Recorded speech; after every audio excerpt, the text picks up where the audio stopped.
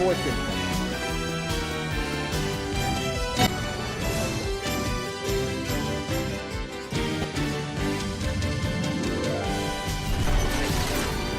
It'll be going all over the United States over the next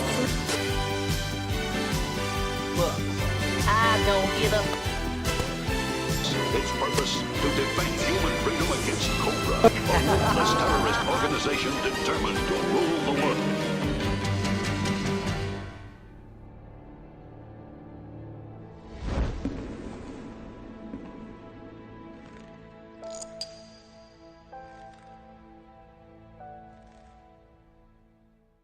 This morning, you have to begin with those WikiLeaks leaks. What did you think when you read those emails? Some pretty harsh stuff in there. Well, I think I told you long time ago that the DNC was not running a fair operation, that they were supporting Secretary Clinton. So what I suggested to be true 6 months ago turns out, in fact, to be true. I'm not shocked, but I am disappointed, and that is the way it is. What should be done about it? Well, you know, what I also said many months ago is that for a variety of reasons, Debbie Wasserman Schultz should not be chair of the DNC. And I think these emails reiterate that reason why she should not be chair. But I think the main reason, to my mind, is not only these emails. So here we are in front of the Democratic National Headquarters. If doing anything live, it would have to go through regulations in the building. I would think you would be able to understand. Is this what you do, like process, or is this something you just volunteer for this one? I volunteered for this one. Let's hear this. Hey. Hey. How are you? Good. I'm Sean Schmidt. Hi, Becca. Becca. How you doing, Becca? I'm just with the DNC upstairs. With the DNC? Yes. All right. Well, this is going to be a service to the DNC. DNC? Okay. And this is for Debbie Wasserman Schultz. Perfect. You guys have been served. Okay. Thank you so much. We'll see you in court. Guys, thank you so much for everything. Have a great day. Thank you. That was probably the most gratifying thing I've ever done. You ever done? Another man connected to the DNC is found dead less than a month after the murder of DNC staffer Seth Conrad Rich. One America's very own Rachel Roboto tells us more about the mysterious death of Sean Lucas and his involvement with the party's email scandal. It was a celebratory day for Sean Lucas when he entered the DNC building last month and told a committee official, "You've been served." Lucas worked as a process server for the class action DNC lawsuit. The lawsuit was filed against both the committee and former DNC chairwoman Debbie Wasserman Schultz for allegedly committing acts of fraud after leaked emails revealed the DNC showed favoritism towards Hillary Clinton over Bernie Sanders. After serving the papers, Lucas told an independent filmmaker who captured the whole thing on video that although Schultz refused to meet with him, democracy was served. Yeah, they wouldn't give us any of the head honchos, which I kind of had a feeling wasn't going to happen. But we did make contact with somebody from the Democratic National Committee's office, and they've been served. Democracy has prevailed today. But in a bizarre twist of events, on August 2nd, less than 1 month after serving the subpoena, Lucas was reported dead. According to police records, Lucas's girlfriend found him lying on the floor unresponsive when she returned home that evening and immediately called 911. Paramedics said there was no sign of life by the time they arrived on the scene. Police are not releasing the cause of death at this time and are not commenting on speculation that Lucas was murdered. His unusual and sudden death is fueling speculation about the recent death of Seth Conrad Rich. Rich, a DNC employee, was working on several committee cases involving voter and election fraud before he was murdered by gunshots. He was also set to testify in the FBI's email investigation of Hillary Clinton before he was killed. Authorities have ruled his death as a robbery gone wrong, but police records indicate nothing was stolen from Rich, even though he had a cell phone, cash, and a watch on him at the time of the incident. No suspects have been arrested, and police are now offering a reward to anyone who knows more information. Some rumors are even speculating Rich was responsible for the DNC email leak, but as of now, there's no evidence to support those claims.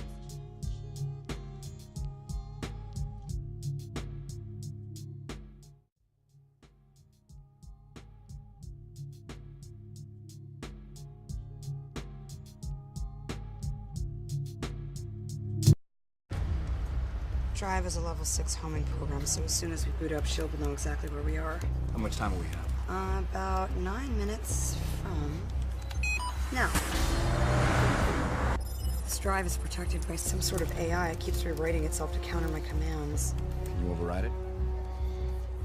The person who developed this is slightly smarter than me. Slightly.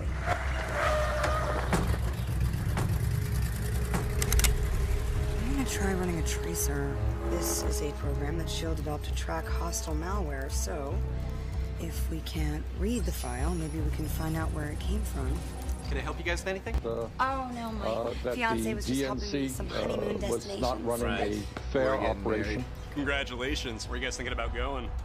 In the wake of the tragic death of DNC staffer Seth Conrad Rich, many questions remain unanswered. Rich was killed in the early hours of Sunday, July 10th, just 1 block from his Washington, D.C. home in Bloomingdale. Rich's mother, Mary Rich, told police he was on the phone with his girlfriend at the time of the incident. According to reports, Rich's girlfriend heard scuffling noises on the other end of the line, and when she asked what was going on, Rich told her not to worry and hung up the phone. Authorities say Rich was shot twice in the back and had bruises on his hands, knees, and face. Police initially reported his death as a robbery gone wrong due to the high number of recent thefts in the area. However, police did admit nothing was stolen from Rich, even though he had cash, a cell phone, and a watch on him at the time of his death. No suspects have been arrested, and police are not releasing the type of weapon used to kill Rich at this time. Before his death, Seth Conrad Rich was investigating several cases involving the DNC's electoral fraud and voter suppression, and was set to testify in the case of Hillary Clinton's email investigation. The content of Rich's scheduled testimony remains unclear, but it does raise questions about the recent scandal involving the DNC. WikiLeaks exposed nearly 20,000 emails from top Democratic National Committee officials, revealing attempts by the committee to derail Bernie Sanders' campaign. After reviewing the content of the emails, some officials are accusing the DNC of committing acts of voter suppression. Several emails detail specific agendas on how officials could turn Democratic voters away from Sanders, including spreading false allegations Sanders is an atheist. Whether or not Rich was aware of these emails remains unclear. Rich's murder follows another unusual death of a former UN President, John Ashe. Authorities first reported Ashe's death as a heart attack, but later recanted statements after an autopsy report showed he died due to a crushed windpipe. Ashe died last month, just a few days before he was set to testify with his co-defendant Ed Lapsang, a Chinese businessman who illegally funneled millions of dollars to American businessman Charlie Tree, who then used the money to donate to the DNC during Bill Clinton's re-election. Charlie Tree was also rumored to be a Clinton Foundation donor during Bill Clinton's reign as president. Prosecutors accused Ashe of accepting thousands of dollars in bribes from the Chinese businessman when he served as a UN president in 2013, the same year Hillary Clinton served as Secretary of State. This comes as the IRS announced its plans to launch an investigation into the Clinton Foundation after dozens of Republican lawmakers requested a review of potential criminal conduct. According to a letter sent earlier this month by more than 60 members of the House, the Clintons Foundation is a lawless, pay-to-play enterprise that's been operating under a cloak of philanthropy for years. To 9 minutes, come on. Relax. Got it. You know it? I used to. Let's go. Between a rock and a hard place over the latest release of Clinton emails. A spokeswoman repeatedly dodging reporter questions about the concerns of those messages between then Secretary Clinton's top aides and the Clinton Foundation, and whether there was any evidence of a pay-for-play scheme. Can you tell us why the State Department redacted that name, and whether or not this person wound up getting a job or not? Okay, well, I can't speak to specific cases. I need a little help understanding why this person's name cannot be shared. I can't speak to specific cases. Would it be wrong to assume that then that this is, a case simply of nepotism or something like that? I can't speak to specific cases, Justin. You don't feel like there was impropriety in the relationship between the Clinton Foundation and the State Department? We talk to a wide range of people at my level, at various levels. Has the department looked into this and determined that there was no impropriety? The department is regularly in touch with people across the whole spectrum. That's not the question. I'm sorry. Am I not speaking English? The question is whether or not you've determined that there was nothing improper here. We feel confident that all the rules were followed. What's your reaction to this new round of emails that we found that through FOIA with tying Hillary Clinton to the Clinton Foundation to the State Department? I say they prove to me quite clearly that the State Department became basically a funding operation for the Clinton Foundation. I mean, the Clinton Foundation.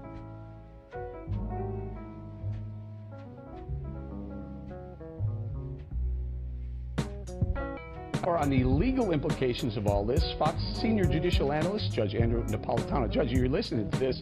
We're shaking our heads, going, "How much? This is almost textbook quid pro quo." Right. If it weren't so tragic, it would almost be laughable that the right hand permits the left hand to engage in this.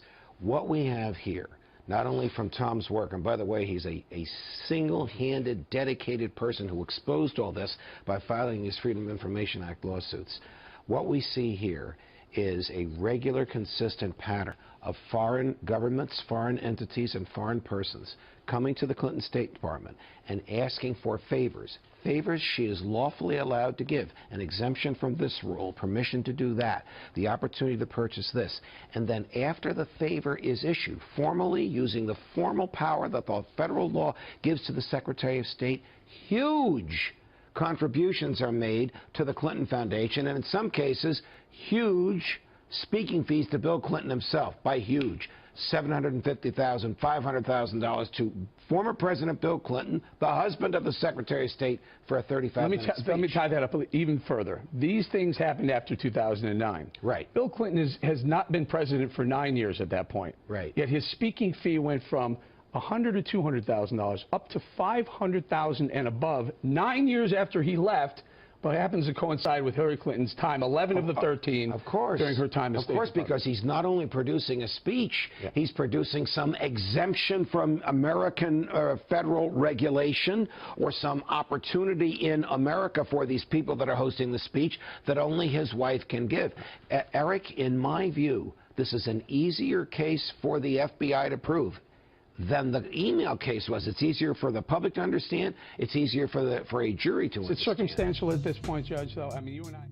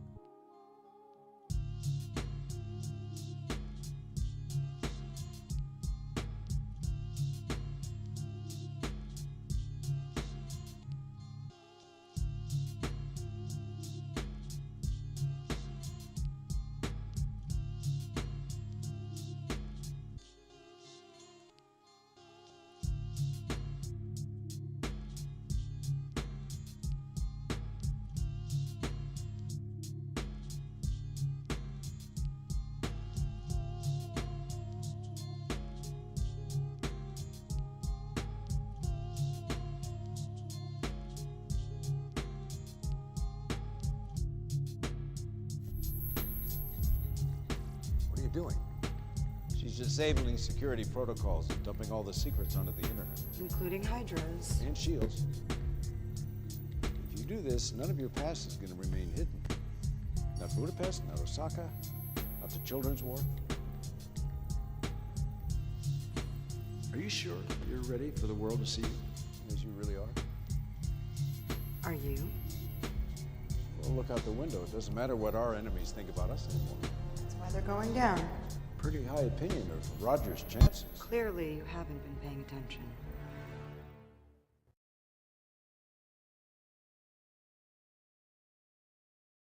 Donald Trump has had a disastrous few weeks. If you look at the polls, he needs a miracle. In the American political lexicon, there's such a thing as the October surprise. The stuff that you're sitting on, is an October surprise in there? Do you even know what you're sitting on? WikiLeaks never sits on material. Whistleblowers go to significant efforts to get us material and often very significant risks. There's a 27-year-old works for the DNC who was shot in the back, murdered just 2 weeks ago for unknown reasons as he was walking down the street in Washington. So that was just a robbery, I believe, wasn't it? No, there's no finding. So what are you suggesting? What are you suggesting? I'm suggesting that our sources take risks, and they become concerned to see things occurring like that. But was he one of your sources then? I mean, we don't comment on who our sources are. But why make the suggestion about a young guy being shot in the streets of Washington? Because we have to understand how high the stakes are in the United States, and that our sources are, our sources face serious risks. That's why they come to us, so we can protect their anonymity. But it's quite something to suggest a murder. That's basically what you're doing. Well, that others have suggested that. We are investigating to understand what happened in that situation with Seth Rich. I think it is a concerning situation. There's not a conclusion yet. We wouldn't be willing to state a conclusion, but we are concerned about it. And more importantly, a variety of WikiLeaks sources are concerned